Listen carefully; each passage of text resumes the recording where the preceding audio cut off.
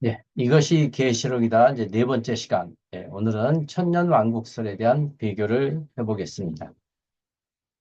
먼저 천년왕국설의 기원과 핵심 주장이 무엇인지 한번 보겠습니다. 그러니까 천년왕국에 대해서는 크게 이제 두 견해가 있습니다. 뭐 세부적으로는 여러 가지가 있지만 크게 보면 무천년설, 초림부터 재림 때까지가 천년왕국이라고 하는 무천년설이 하나 있고요. 또 하나는 이제 재림 이후부터 천년왕국이 이루어진다. 그래서 천년왕국 전에 예수님이 오신다에 해서 전천년설 이 두 가지가 있습니다. 이 시간에는 이 크게 두 가지 학설에 대해서 함께 보도록 하겠습니다. 먼저 이제 역사적 전천년설, 예수님 재림하고 나서 천년왕국이 시작된다는 역사적 전천년설은 기원전 기원 후 한 1세기, 2세기, 거의 초대교회부터 시작이 되었습니다. 교부들 위주로 이제 이것들이 주장되었는데요. 파피야스라든지, 유스티누스라든지, 이레니우스에 의해서 전천년설이 시작이 되었고요. 어, 로마 카톨릭 형성과 함께 쇠퇴를 했습니다. 3, 4세기에. 그래서 콘스탄티누스 황제 이후에 무천년설이 부상하면서 전천년설은 약화가 되었죠.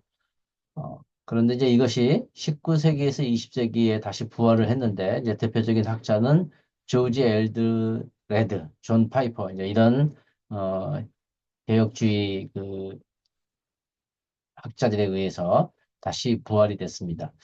그 역사적 전천설의 이제 핵심 주장은 교회는 이제 대환란을 겪으며 예수님 재림 이후에 성도들이 부활해서 천년왕국이 시작이 된다. 그래서 이제 초기 기독교의 원래 입장이고 무천년설과 세대주의 전천년설이 후대에 등장한 개념으로 이제 보고 있습니다. 예, 세대주의 전천년설도 이제 그 기본은 이제 역사적 전천년설과 비슷합니다. 다만 이제 몇 가지 좀 차이가 있는데요. 자, 세대주의 전천년설은 1830년대 존 넬슨 다비에 의해서 시작이 됐습니다.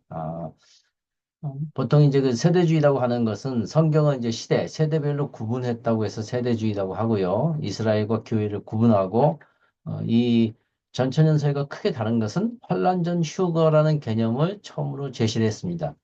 역사적 전천년설은 이 환란전 휴거라는 개념이 거의 없었습니다. 세대주의에 의해서 휴거라는 개념이 만들어졌고요. 그래서 이제 교회는 대환란전이 휴거되고 이후에 이스라엘이 환란을 겪고 회복이 된다는 이제 주장을 했습니다. 자, 이것이 이제 그 스코필드에 의해서 주석 성경이 나오면서 대중화를 이루었고요. 그래서 미국 복음주의 교회의 주요 신학이 되었습니다. 이제 발전은 이제 루이스 스페리 쉐이퍼라든지 힐 할란지, 팀 라해 이런 분들이 소설 등을 쓰고 해서 이제 이것들이 또 영화화하고 드라마화돼서 굉장히 이제 대중적으로 이제 많이 알렸죠. 핵심 주장은 이제 환란전 휴거, 교회는 대환란전의 공중으로 들려 올라간다. 앞서 이제 본 것처럼 이스라엘과 교회를 구분하고 예수님은 7년, 7년이라는 굉장히 중요합니다. 7년 환란 후 재림하고 문자적인 천년왕국이 시작이 된다. 이렇게 이제 주장을 했습니다. 이 전천년설과 이제 반대 대칭에 있는 것이 바로 이제 부천년설인데요.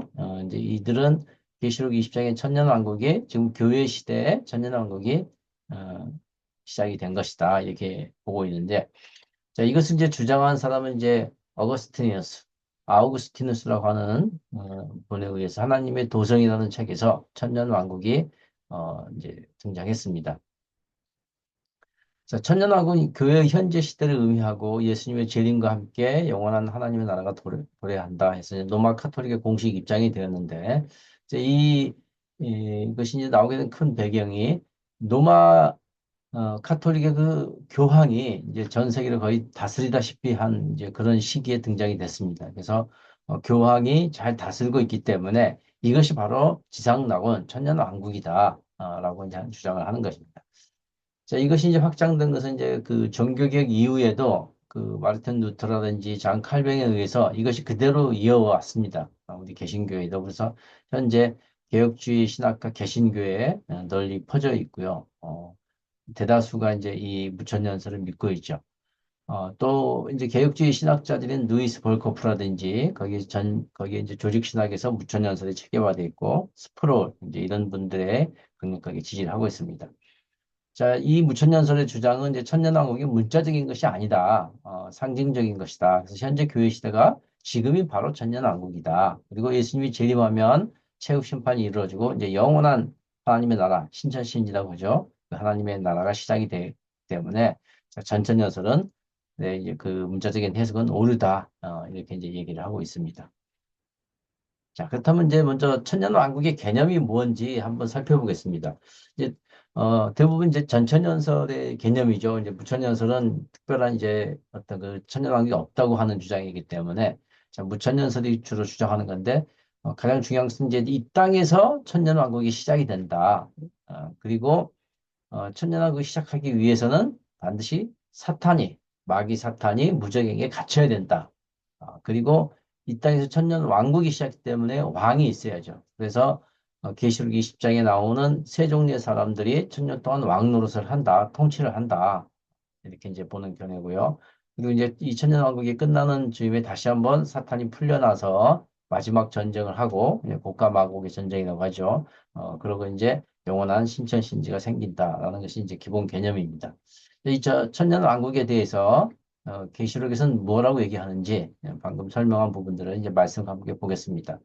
첫 번째는 이제 마귀가 1000년 동안 무정행에 갇힌다고 되어 있습니다. 계시록 20장에 보면 천사 이제 한 명이 내려와서 용을 잡죠. 옛뱀, 마귀, 사탄 이런 것을 잡아서 무적행, 이제 밑바닥이 없는 구덩 무적행에 1000년 동안 가둡니다. 그리고 천년이 끝날 때까지 더 이상 이제 민족들을 속이거나 미혹하지 못하도록 이렇게 하는 것입니다. 여기서 이제 중요한 개념 중에 하나 우리가 눈여겨봐야 될 게 천사 단수입니다. 한 명이라고 해야 되나요? 천사를. 천사가 이 마귀를 잡는 거죠. 예수님이나 우리 성도들이 잡는 것이 아니라 겨우 이제 이렇게 좀 표현하면 좀 이상하지만 겨우 천사 한 명에 의해서 마귀가 잡혀서 무적행에 갇히는 이제 그런 것입니다. 자, 두 번째는 이제 이 천년 동안 왕노릇 하는데 이제 세 종류의 사람이 있습니다. 또는 이제 뭐 두 종류로 보기도 하는데요. 첫 번째는 이제 임금자리, 우리 개혁개정에서 이제 보좌에 앉은 사람들이라고 했는데 이 보좌에 앉아서 심판할 권세를 가지고 있는 첫 번째 무리가 있고요. 두 번째는 이제 순교자들입니다. 도끼로 목베인 사람들의 영혼, 순교자들 이제 도끼로 목베임을 받았기 때문에 이제 죽으신 분들이죠. 순교자가 있고, 자, 세 번째는 짐승에게도 그 형상에도 엎드려 절하지 않고 이마와 손에 그 표를 새겨넣지 않는 그 적그리스도와 싸워서 이기한 승리한 사람들 이렇게 이제 세 종류의 사람들이 천년 동안 임금으로 다스립니다. 그리고 이제 그 나머지 사람들은 천년 동안 살아나지 못한다고 되어 있고요. 예. 그래서 이 세 종류의 사람들만을 첫 번째 부활에 참여한 사람들이다. 이렇게 얘기를 하고 있습니다. 이들은 이제 그리스도의 제사장이 되어서 예수님과 함께 천년 동안 임금으로 다스린다. 그래서 계속 천년을 세 번씩이나 강조를 하고 있습니다. 앞에서는 이제 천년에 대해서 강조를 했지만 이 세 종류의 사람들이 천년 동안 왕노릇 한다는 것을 계속 강조하고 있습니다. 자, 세 번째는 이제 이 천년왕국이 끝나면 실제로 보면 천년왕국이 끝나면 앞서 이제 천사가 잡았던 사탄이 감옥에서 풀려나와서 이제 모든 또 민족을 모아서 이제 그 민족들의 이름이 곡과 마곡인데요. 이들을 속여서 다시 전쟁을 합니다. 누구하고 전쟁을 하냐면 구절에 보면 성도들의 진영과 사랑받았던 도시를 이제 둘러싸서 공격을 합니다. 그때 이제 하늘에서 이제 불이 내려와서 그들을 다 이제 먹어 치우죠. 그들을 다 이제 진멸합니다. 그래서 그들이 불과 유황못에 던져지는데 그곳에는 그 19장에 계시록 19장에 짐승과 거짓 예언자가 먼저 잡혀서 거기에 들어가 있거든요. 거기에 같이 이 마귀도 집어넣음으로써 이제 그들은 영원한 고통을 받는 것으로 이렇게 되어 있습니다. 이것이 이제 계시록에 나와 있는 천년왕국의 3대 특징이 있고요. 또 천년왕국이 잘 나온 곳이 이제 이사야인데 이사야서에도 천년왕국의 3대 특징이 있습니다. 자, 첫 번째는 전쟁이 그친다고 되어 있습니다. 이제 이사야서 2장에 보면 하나님이 민족들 사이에서 판가름하시고 많은 백성들의 분쟁을 조정하실 것입니다. 그래서 칼을 조각내서 쟁기를 만들고 창을 조각내서 낫을 만듭니다. 그리고 한 민족이 다른 민족에게 칼을 겨누지 않고요. 전투훈련도 하지 않는다. 자, 요 말씀이 이제 영문으로 유엔 그 벽에 이렇게 새겨져 있는 말씀입니다. 이 말씀대로 이제 천년왕국 때에는 전쟁이 그치죠. 유엔도 사실은 이제 이 말씀에 따라 전쟁을 그치고 평화를 하기 위해서 만들어졌지만 유엔 이후에도 뭐 지금 이 시간에도 많은 곳곳에서 전쟁을 하고 있죠. 네. 이제 두 번째는 이제 자연계, 이제 피조세계죠. 피조세계가 회복이 됩니다. 이사에서 특히 이제 11장에 보면 늑대가 어린 양과 함께 있고 표범이 어린 염소와 함께 있고요. 예, 또 암소와 곰이 함께 풀을 먹고 사자가 소처럼 풀을 먹는다. 예, 그리고 이제 젖먹이가 살무사 이제 뱀이죠. 살무사 구덩이에 손을 집어넣고 논다. 그래도 아무도 해를 받지 않는다. 왜냐하면 이제 자연계가 다 회복이 되어서 저는 이제 맹수들이나 이런 것들이 결코 서로 해치거나 하지 않는다는 거죠. 그것이 이제 자연계가 회복되었다는 것입니다. 이제 세 번째는 이제 자연계만 회복이 된 것이 아니고 또한 사람도 회복이 됩니다. 사람의 이제 회복의 그 대표적인 게 사람 수명이 연장이 되는 건데요. 이사야서 65장에 보면 이렇게 되어 있습니다.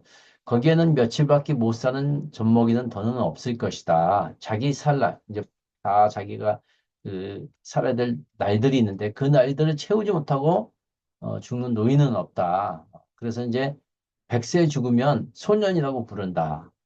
그리고 이제 100세에 이르지 못하고 죽은 사람은 아유 안타깝다. 저주받았다.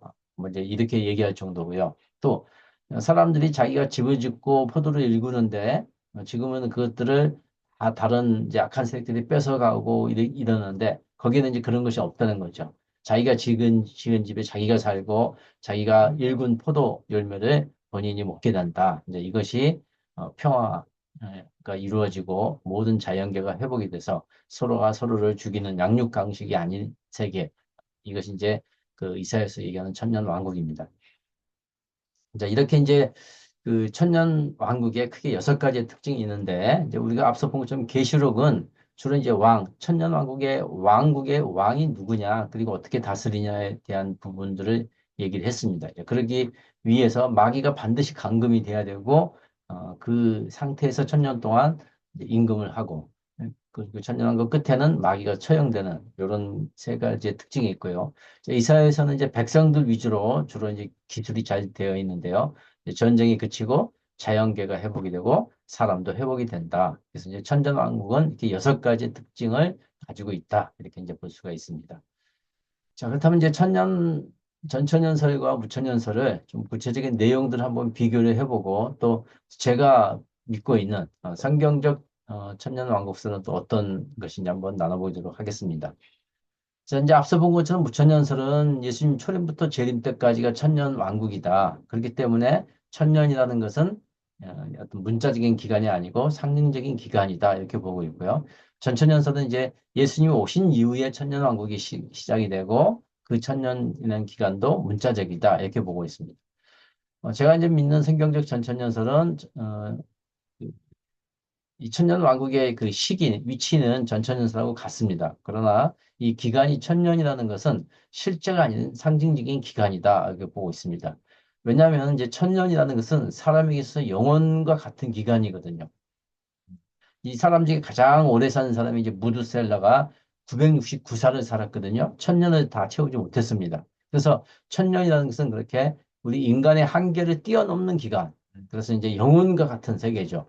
실제 지금 저희 뭐 우리 인간들의 수명이 이제 뭐 100세 시대를 지금 바라보고 있는데 이제 100년도 굉장히 긴 시간인데 거기에 10배 천년이면 어마어마한 시간이죠. 그런 기간이 이제 영혼과 같은 기간이다 이렇게 이제 볼 수가 있습니다. 자, 이스라엘의 회복에 대해서 무천년설은 신약교회가 이스라엘의 회복을 다 성취했다 이렇게 이제 보고 있고 전천년설은 이제 교회와 이스라엘을 이제 구분하고 있다. 그래서 보통 이제 1948년도 유대 땅에 그 이스라엘은 국가가 만들어지면서 이스라엘이 회복이 되고 있다 이렇게 이제 보고 있습니다. 자, 성경적 전천년설은 이제 유대 민족과 이스라엘을 저는 이제 구분하고 있습니다. 성경에서 말하는 이스라엘과 유대 민족은 같은 것이 아닙니다. 자, 유대 민족이 회복이 되는 것은 예수님의 재림으로써 그 천년왕국이 시작될 때 유대인이 회복이 되죠. 지금 이제 1948년도에 국가 이스라엘이 회복이 됐다고 그것이 우리 성경에서 보는 이스라엘의 회복은 아니라는 거죠. 그런 부분들을 명확하게 좀 바른 관점을 가지고 있어야 됩니다. 자, 예수님이 오심으로써 유대인이 회복이 되죠. 그래서 우리가 사람이 어떤 인위적으로 알리아 운동을 한다든지, 뭐 백투더 예루살렘을 통해서 유대 민족들을 다시 이렇게 돕는다든지 이런 것들은 예수님이 그 재림한 이후에 유대인이 회복되는 거하고는 좀 거리가 멀다 이렇게 이제 볼 수가 있습니다. 자, 그리고 계시록 4장에서 22장의 내용이 어떤 것이냐고 볼 때 무천년설은 이제 교회의 승리, 그리고 하나님 나라의 성취, 지금 이제 이미 이 땅에서 이루어지고 있는 것들이라고 얘기를 하고 있고요. 자, 전천년설은 재림 직전, 이제 항상 그 재림 직전이죠. 그러니까 현재는 아닙니다. 재림 직전에 나타나는 교회의 휴거 과정이자 재림의 이정표이다라고 이제 보고 있고요. 제가 이제 보는 이 성경적 전천연설은 4장에서 22장의 내용은 초림부터 재림 사이에 우리 성도가 두 짐승, 그 적그리스도하고 이제 거짓 선지자죠. 두 짐승과 싸움에서 승리하고 승리하면 이제 천년 왕국을 이루고 결국은 이제 영원한 신천신주를 이루는 그러한 내용들을 가지고 있다 이렇게 이제 보고 있습니다. 자, 이론적인 논리 차원에서 본다면 무천년설은 이제 상징적으로 해석을 합니다. 그래서 이제 교회가 영적 이스라엘이다 이렇게 보면서 이미 어, 계시록의 4장에서 22장 부분은 과거에 다 이루어졌거나 아니면 현재 이루어진 이제 그런 것을 이제 보고 있습니다. 그래서 이제 그 계시록도 로마 당시의 묵시문학의 한 형태이다 이렇게 이제 보고 있는 반면에 전천연설은 문자적 그대로 해석을 합니다. 성경에 나와 있는 문자 그대로 해석을 하면서 지금 이루어진 것이 아니고 앞으로 미래에 이루어질 것이다. 그래서 재림에 관한 어떤 미래적인 계시로 이 포커스를 맞추고 있고요. 어, 무천년설과 다르게 이스라엘, 그러니까 이제 유대인이죠. 유대인의 역사를 중시하고 있습니다. 자, 성경적 전천년설은 이 상징적인 부분과 문자적인 해석을 그러니까 이제 결합해서 해석을 하고 있습니다. 우리가 이제 보통 상징, 뭐 이렇게 설명을 하면 그 상징이라는 개념을 어, 혼동하는 경우가 많이 있는데요. 예를 들면 우리가 이제 요즘 어디를 가려면 내비게이션을 키죠. 내비를 키면 내비에 도로도 나오고 건물도 나옵니다. 그러나 그것이 실제 도로하고 실제 건물은 아니지만 그렇다고 그것을 하나의 어떤 상징으로 볼 수는 없죠. 실제 것을 그렇게 이제 어, 어떤 특정한 어떤 형태로 축소를 시켜서 설명을 하고 있습니다. 계시록도 이제 그런 부분이 상당히 많이 있습니다. 어, 하나의 뭐 상징이라고 해서 전혀 다른 어떤 모습이 아니고 실제의 모습들을 우리가 이해하기 쉽게끔 보여지는 부분이 많이 있습니다. 기본은 이제 그래서 이제 그런 부분들을 우리가 상징이라고 볼 수 있고요. 또한 이제 그것이 단지 상징에 그치는 것이 아니라 문자적인 것과 같이 결합이 되어 있다고 볼 수가 있습니다.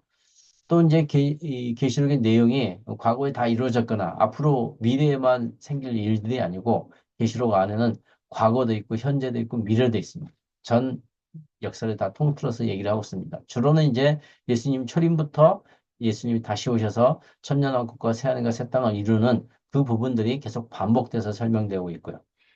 자, 그리고 이제 계시록에서의 그 역사를 주도하는 주인공은 사실은 이제 이기는 자입니다. 물론 이제 일곱 교회가 나오기는 하지만 교회가 어떤 주도가 아니라 그 교회 안에 그 성령이 말씀하시는 것을 잘 듣고 그 말씀대로 따라 행하는 그 이기는 자가 역사를 주도한다. 이렇게 이제 보고 있습니다. 그래서 이제 계시록을 보는 어떤 관점은 공시적이면서 통시적인 계시로 봐야 된다. 과거, 현재, 미래를 다 아우르고 있다. 이런 관점으로 봐야 됩니다. 자, 또 이제 무천년설은 이제 애언이라는 부분을 하나님의 말씀을 맡은 그래서 그 말씀을 깨닫고 공표하는 이제 이런 쪽의 애언으로 이제 많이 쓰고 있습니다. 여기 이제 보시면 그 한자가 조금 다르죠. 맡을 예자를 쓰고 있고요. 현재 중점을 두고 있습니다. 그러나 이제 전천년설은 이제 미리에를 써서 예언을 얘기를 하는데 주로 이제 미래의 중점을 두고 있습니다. 그렇다면 이제 우리는 이걸 어떻게 해석을 해야 되냐면요.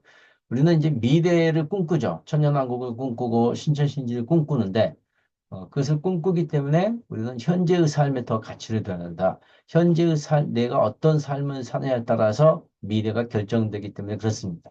그래서 예언과 예언은 다 이꼬르로 봐야지 어느 하나를 중점적으로 얘기는 할 수 없다. 이렇게 이제 볼 수가 있습니다. 자, 또 주요 사건들은 보면 무천년설은 이제 앞서 설명한 것처럼 대부분의 주요 사건들이 이미 성취되어서 과거에 다 성취됐거나 아니면 현재 성취되고 있다. 다만 이제 미래적인 어떤 계시보다는 우리에게 그것들이 어떻게 적용되는가 여기에 이제 방점을 두고 있다면 전천연설은 대부분 이제 이것들을 어떤 미래의 어떤 특정 시점에 일어날 계시를 보고 있습니다. 그래서 일곱 죄인, 일곱 나팔, 일곱 대접 등이 아직은 일어나지 않았다라고 보는 것이 대부분의 전천연설입니다. 어, 성경적인 전천연설은 이제 계시록은 분명히 이제 미래의 사건을 얘기하고 있습니다. 그런데 미래의 사건을 얘기하고 나면 반드시 현재의 삶에 대한 격려와 도전을 줍니다. 왜냐하면 현재의 삶에 더 가치를 두기 때문에 그렇습니다.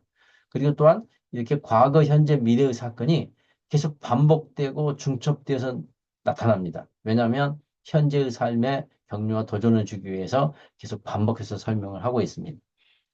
자, 무천년설의 이제 대상은 일곱 교회 성도, 온 독자들이죠. 당시 이제 로마 제국이었던 그 박해를 받는 그분들을 위해서 쓰여졌기 때문에 그 당시의 어떤 언어와 문화 풍습 이제 이런 것들이 계시록에 잘 암호적으로 이제 녹아져 있다. 이렇게 보고 그 당시 이런 핍박 가운데 현실을 역전시킨 희망을 잃지 않도록 격려하는데 그 목적이 있다. 그래서 이제 그 원독자 위주로 쓰여졌다. 이렇게 얘기를 하고 있고요. 전천연서는 종말 독자죠. 물론 이제 1차적으로는 그 당시 로마 성도에게 준 이제 메시지라고 이제 보지만 최종적으로는 재림하는 성도에게 준 메시지다. 그리고 이제 그 당시의 문화와 풍습 언어를 이용해서 상징을 했는데 이제 이런 것들이 지금은 풀기는 어렵지만 재기림이 점점 가까이 오면 이것들이 점진적으로 풀어질 것이다. 그래서 지금은 이제 일곱 나팔, 일곱 대접이 뭔지는 잘 모르겠지만 이제 그때가 재림 때가 가까이 오면 이런 것도 이제 밝혀진다 이렇게 이제 보고 있는 입장이고요. 성경적 전천연설은 이 세 독자를 다 아우르고 있습니다. 자, 1차적으로 이제 원독자에게 줬죠. 일곱 교회 그 로마의 핍박을 받는 사람들에게 줬지만 또한 매 시대마다 고난당하고 핍박받는 그 성도들을 위해서 위로와 또 희망을 주는 메시지가 들어가 있고요. 물론 이제 최종적으로 재림 때 그 성도들에게 메시지도 들어가 있습니다. 자, 성경이 어떻게 쓰여졌느냐에 대해서도 이 무천연설하고 전천연설은 좀 많이 다른데요. 이제 무천연설은 이제 유기적인 영감설 이렇게 해서 그 이 선지자, 이제 이 성경의 저자들이 자신의 어떤 경험이나 성경 지식, 문체, 교양, 당시의 로마 풍습 이런 것들을 각색해서 각색을 해서 성경을 기록했다 이렇게 이제 보고 있고요. 그래서 이제 대표적으로 이제 바울 서신 같은 것이 여기에 해당이 된다 이렇게 얘기하고 있는 반면에 전천연설은 기계적인 이제 영감설을 얘기하고 있습니다. 이거 기계적인 영감설이라는 것은 하나님이 불러주시면 기계적으로 받아 썼다는 거죠. 대표적으로 이제 구약의 이사야서, 다니엘서, 에스겔 이제 이런 부분이 여기에 해당한다 이제 볼 수가 있습니다. 자, 성경적인 전천연설은 이제 총체적인 영감설이라고 해서 오경준 목사님이 주장하는 것인데요. 자, 이것은 하나님의 영광이 성경의 모든 부분에 다 이루어져 있는데 심지어는 성경이 어떤 오류처럼 보이고 또는 이제 불일치처럼 보이는 그런 부분까지 영감되어 있다. 그래서 성경에 있는 독자에게 시대를 초월해서 유익을 준다 이렇게 보고 있습니다. 또 성경의 저자들이 하나님의 영광을 받아 기록한 것으로 저자의 경험과 성경 지식, 생각과 사고, 당시의 풍습 등이 성경에 반영되어 있다고 보고 있습니다. 하나님이 이제 불러주신도 적은 것이 아니라는 이유가 이제 대표적인 게 이제 공간 모범을 보면 알 수 있죠. 마테마가 누가가 각기 다른 문체와 다른 어떤 그 기술 방식으로 기록되어 있는 것을 볼 수 있습니다. 만약 이제 기계적인 연감술 적용한다면 사실 그 사복음서가 필요 없죠. 한 권만 있으면 돼야 되는데 이제 그런 부분 좀 차이가 있다는 거죠.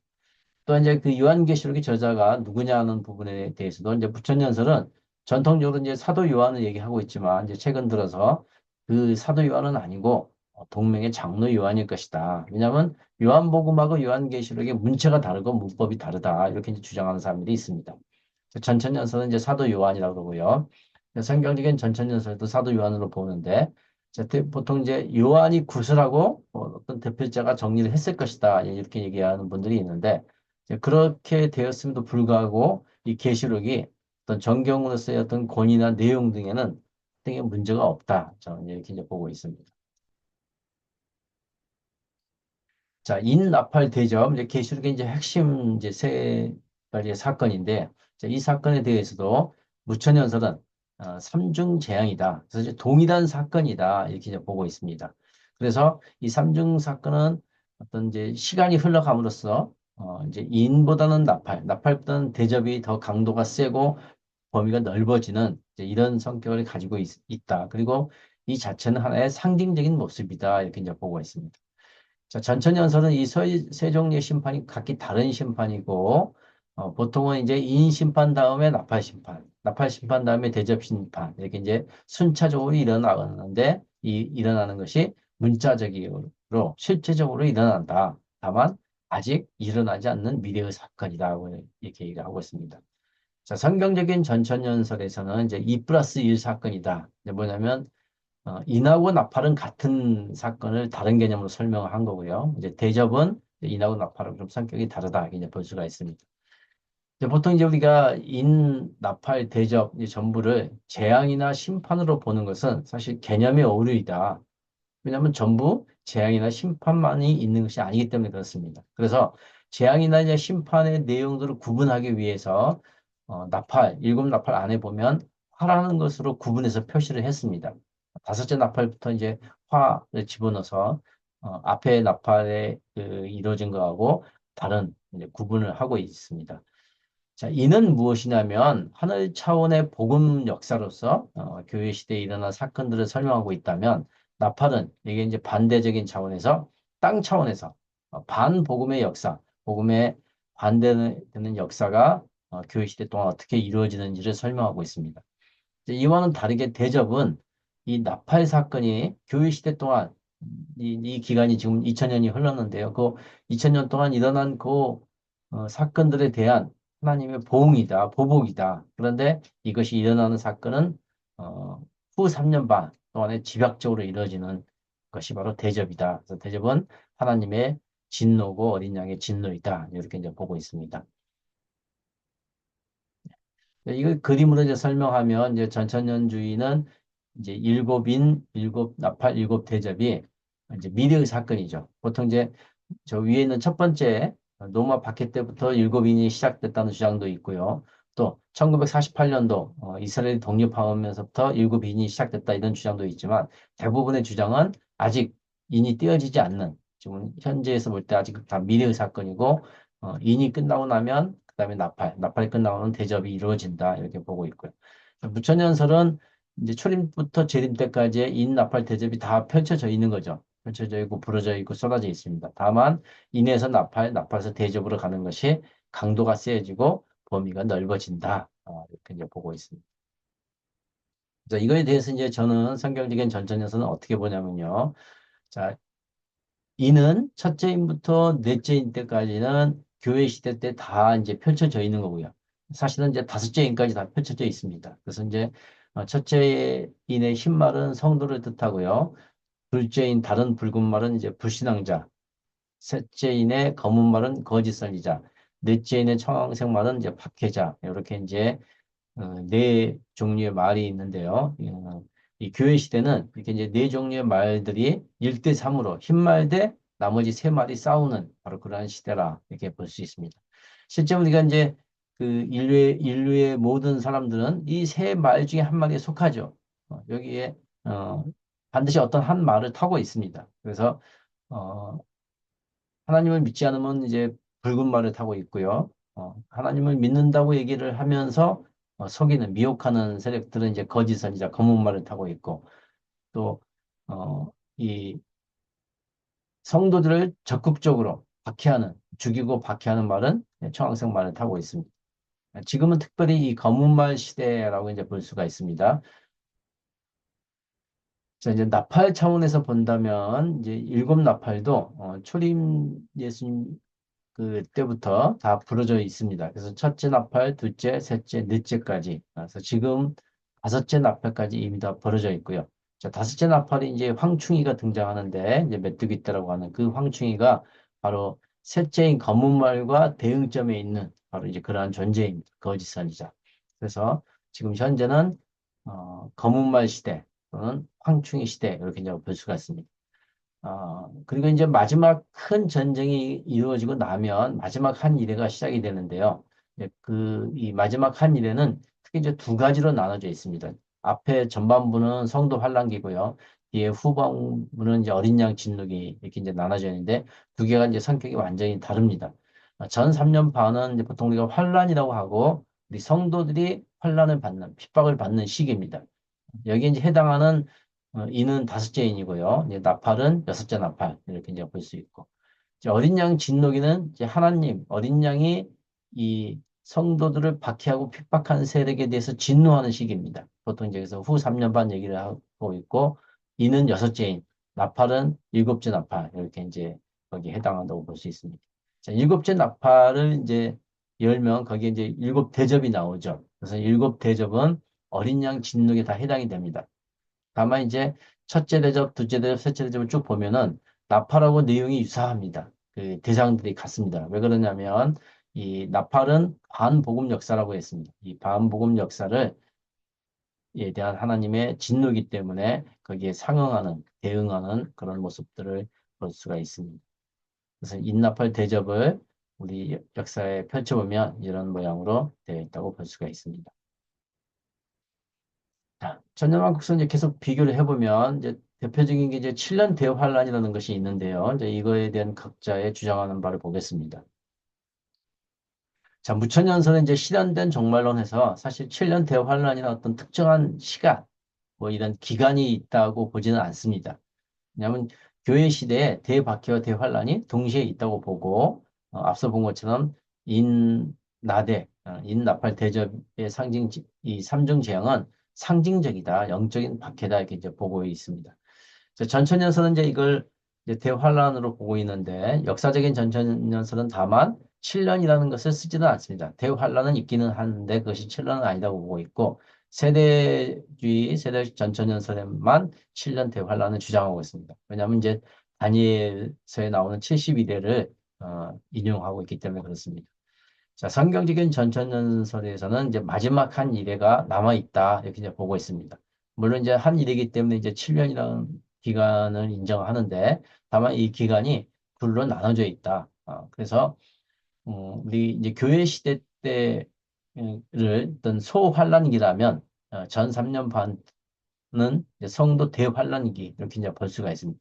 그리고 이제 후 3년 반은 전 3년 반하고는 완전히 다른 이 성도들을 박해한 세력에 대해서 어린 양의 진노이다. 이렇게 보고 있습니다. 그래서 이 환란과 진노를 구분해야 되는데 환란은 우리 성도들이 받는 거고 진노는 악자들이 받는 것. 그래서 이 두 가지를 잘 구분해야 된다. 이렇게 보고 있습니다.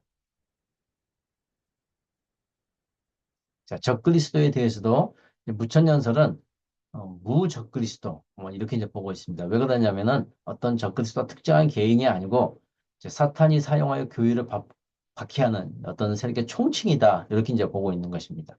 그리고 이제 그 적그리스도는 현재 교회 시대 과거부터 현재까지 계속 나타나고 있다. 다만 이제 예수님이 오셔서 최후 심판이 있을 때 사탄과 적그리스도인 세력이 완전히 멸망한다 이렇게 이제 보고 있고요. 전천연설에서는 이 적그리스도를 이제 실제 적그리스도 이렇게 이제 보고 있습니다. 그래서 어, 어떤 실제 역사 속에 등장하는 인물로 이렇게 이제 보고 있고 세대주의 전천연설에서는 그 적그리스도가 이제 환란 기간, 대환란 기간 7년에 이제 등장을 해서 이스라엘과 평화조약을 맺지만 이제 후 3년 반 때 그 이스라엘을 배신해서 성전에서 자기를 신으로 선포한다 이렇게 얘기를 하고 있습니다. 성경적인 이제 전천년설은 이제 적그리스도를 이제 그 대적그리스도, 소적그리스도 이렇게 이제 구분을 하는데요. 교회 시대 지금 현재 나타나 있는 적그리스도는 소문자로 쓰여져 있습니다. 그리고 이제 이들은 이제 상징적인 인물이죠. 그래서 이제 교회를 핍박하는 여러 세력들이 여기에 해당된다. 이렇게 이제 볼 수가 있고요. 여기는 이제 이 소적그리스도는 복수입니다. 여러 명의 적그리스도와 시대에 따라 등장을 하고 있고요. 성도 환란기에 등장하는 적그리스도를 대적그리스도로 볼 수 있습니다. 영어로 보면 이제 A가 안티 A가 대문자로 되어 있는 실제 인물이고 단수 한 명이죠. 계시록에는 이제 바다짐승으로 표현이 되어 있고요. 이제 이들이 교회와 성도를 핍박하는 이렇게 이제 보고 있습니다. 자, 그래서 이제 무천연설은 적그리스도를 좀 상징적으로 설명을 하고 있고 전천연설은 이제 미래 7년 특히 이제 세대주의 전천연설은 이제 앞으로 등장할 세력으로 이렇게 보고 있기 때문에 적그리스도에 대한 명확한 어떤 정체를 밝히는 데 좀 한계가 있습니다. 예. 자, 휴거라는 개념도 한번 살펴보겠습니다. 이제 무천년설은 이제 앞서 본 것처럼 7년 대환란이 없기 때문에 뭐 휴거 이제 이런 부분은 사실상 없는 거죠. 예수님이 재림하시면 영원한 천국으로 이제 들어간다고 보고 있고요. 역사적인 전천연설에도 이제 휴거라는 개념이 없었습니다. 19세기 이제 20세기 들어와서 이제 후대 학자들에 의해서 휴거라는 개념이 이제 등장이 했는데 휴거도 이제 환란 후 휴거 이렇게 이제 주장을 하고 있고 예수님도 단회적인 재림이다 이렇게 얘기를 하고 있습니다. 왜냐하면 이제 이 세대주의의 어떤 반응에서 이제 나온 이론이기 때문에 그렇습니다. 이 부분은 세대주의자들이 이제 휴거라는 개념을 도입했고요. 그들은 환란 전에 휴거를 당한다. 그래서 7년 대환란은 이 교회하고는 상관이 없다 이렇게 주장을 하고 있고 또 휴거를 위해서 예수님이 공중으로 재림했다가 나중에 7년이 끝나면 지상으로 재림한다. 그래서 이제 이중 재림을 얘기를 하고 있습니다. 그렇다면 이제 성경에서의 그 휴거 부분은 어떻게 설명을 하고 있냐면요. 우리 계시록의 기본적인 논조, 기본적인 어떤 얘기는 휴거보다는 순교의 강조를 두고 있습니다. 휴거는 환란을 피한다는 그런 개념을 가지고 있습니다. 그런데 이제 이런 개념 자체에 어떤 오류가 좀 있고요. 초대교회부터 환란을 피하는 것이 아니라 환란을 이기고 극복하는 것으로 이렇게 계시록은 되어 있죠. 그래서 이제 세대주의자들이 얘기하는 그 휴거라는 장면은 실제 예수님 재림할 때 신자를 불러 모으고 또 이제 신자들 입장에서는 예수님을 맞이하는 영접식이지 그 자체가 휴거는 아니다 이렇게 이제 보고 있습니다. 다만 이제 환란을 이기고 살아난 자들은 어린 양의 진노를 받지 않고 시온산에 간다 이렇게 이제 볼 수가 있습니다.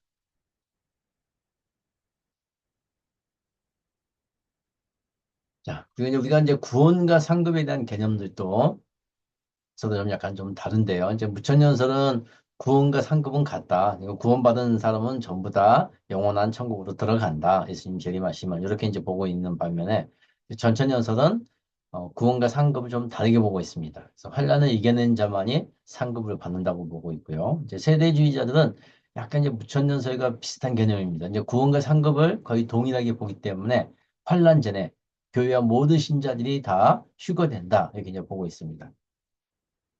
자, 성경적인 전천연설 입장에서 본다면 이제 구원과 상급은 엄연히 이제 분리가 돼 있습니다. 자, 구원은 우리가 예수 그리스도를 믿음으로 이루어지죠. 우리의 공로로 이루어지는 것이 아니고 예수 그리스도의 그 십자가의 죽으심을 의지해서 이루어지는 것이라면 상급은 환난과 핍박을 이기는 자만이 받을 수 있고 이것은 주님을 위한 행위에 대한 보상입니다. 그래서 구원은 믿음, 상급은 행위, 보상 이렇게 확연히 다른 것을 볼 수 있습니다. 이제 이런 예들은 이제 우리가 이제 복음서의 그 달란트 비유를 보면 그 두 달란트하고 다섯 달란트 받은 사람들에게 그 고을을 다스리는 권세를 주는 것들을 볼 수 있습니다.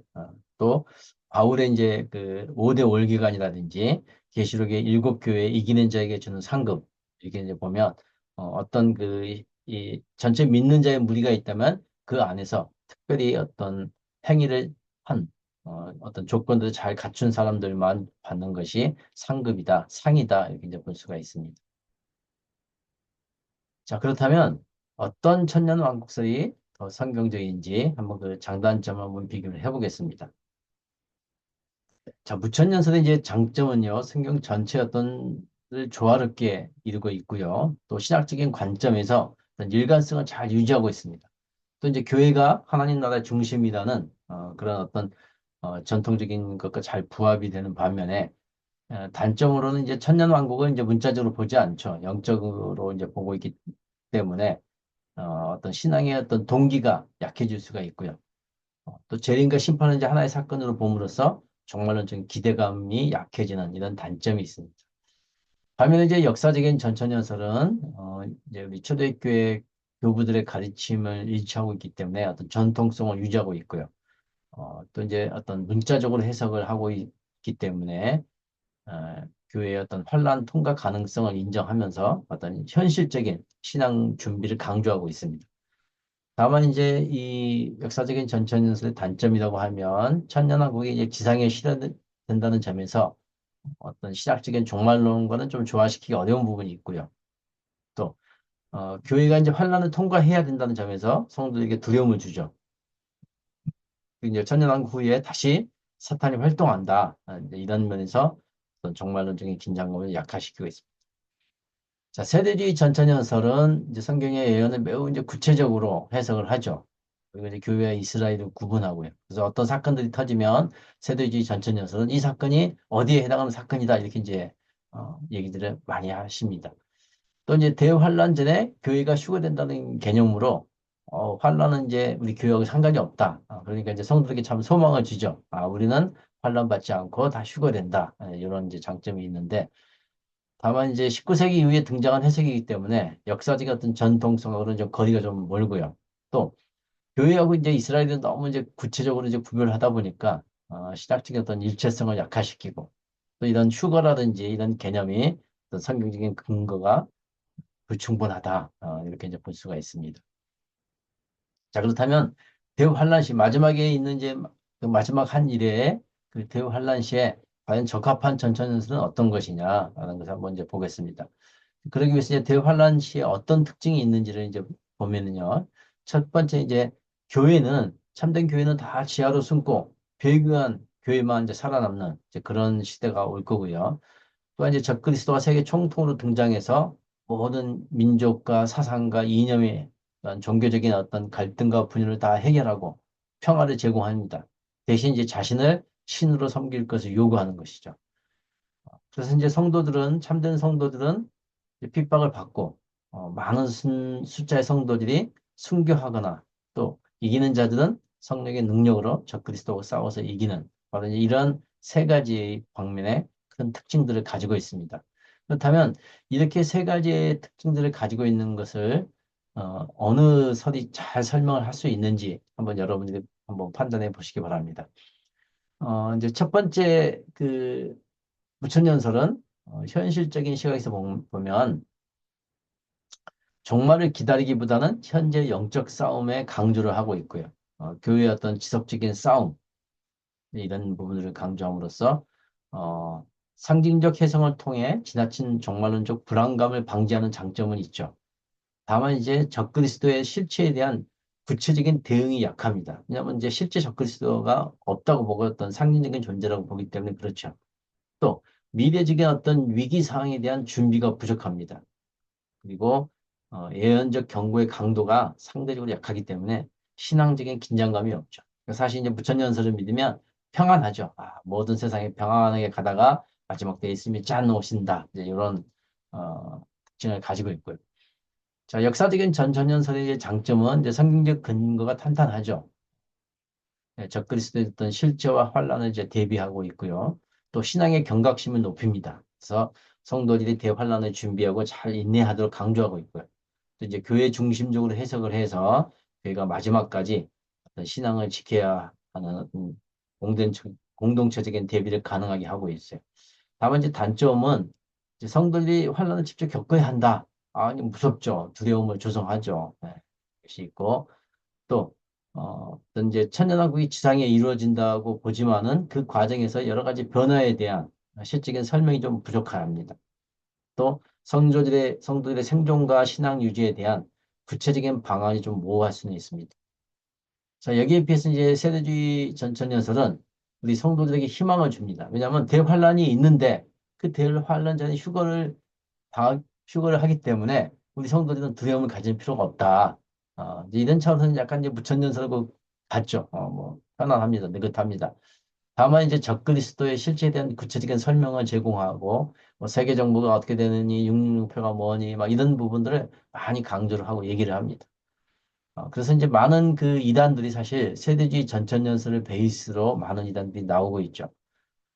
또 이제 시대적인 어떤 징조를 대비할 가능성이 있습니다. 이스라엘이 회복이 되고, 뭐, 알리아 운동이라든지 여러 가지 또 세계적인 재난, 이런 것들을 잘 분석해서 경각심을 높이는 이런 장점은 있지만, 단점으로는 환란 전 휴가가 성경적 근거가 명확하지 않죠. 뭐 한두 구절뿐이 없습니다, 사실은.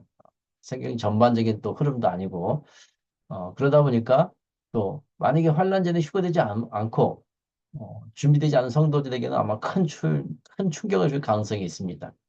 또 예언을 너무 지나치게 막 얘기를 하다 보니까 1948년도에 이제 이스라엘이 이제 독립이 되자 이제 이스라엘이 이제 독립이 됐으니 한 세대가 가기 전에 종말이 올 것이다. 보통 한 세대 30년으로 보는데요. 그래서 이제 막 그 시기에 그 예수님이 다시 오실 것처럼 막 얘기를 했는데 지금 뭐 상당한 기간이 흘렀죠. 그럼에도 아직 예수님이 안 오니까 이제 이런 부분에 대해서 좀, 그, 좀 경직된 어떤 이런 위험들을 가지고 있습니다. 자, 그래서 어떤 것이 이 대환란시에 적합한 전천연설인지는 여러분이 한번 판단해 보시고요. 이것으로 마치고 상경적인 전천연설을 통해서 이제 앞으로 계속 설명을 해드리겠습니다. 네, 여기서 마치겠습니다. 수고하셨습니다.